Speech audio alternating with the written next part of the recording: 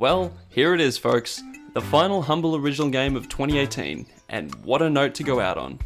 This is Cut and Run by Simple Machine, the 36th Humble Original game released with the December 2018 Humble Monthly Bundle. Usually I find it a little reductive and lazy to describe a game I'm reviewing by simply saying it's like another game but XYZ, but when it comes to Cut and Run, I'm going to make an exception, because Cut and Run can be very succinctly described as Katamari Damacy, except instead of absorbing objects with a big sticky ball to grow bigger, you're chopping everything in sight with a magic sword that grows with every slice. Just like Katamari, each level has an objective that must be completed within a time limit. This usually requires you to chop a very large object, or to find and slice a number of particular objects in the area. For example, one level tasks you with cleaning up the beach by destroying all the trash in a time limit. Another has you slicing a gigantic birthday cake for a child's birthday. All of these tasks are completed by searching for the smallest objects in the vicinity to chop with your tiny sword, then gradually moving to larger objects as your sword grows. This system works really well in Katamari because when you're rolling a gigantic ball around, you can easily size up an incoming object and determine whether or not your ball is big enough to absorb the object or not.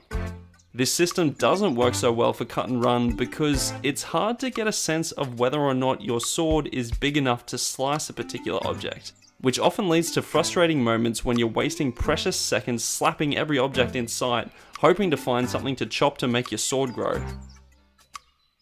With that being said, I found myself eventually getting a rough idea for the size of the sword that I needed to cut through different objects, and once this clicked for me, frustration turned to giddy joy as I turned an entire level into cleanly sliced slivers of destruction. Plus, there's an upgrade system that allows you to improve your stats and makes it easier to clear levels after you've been playing for a bit. But the similarities to Katamari don't end with the gameplay.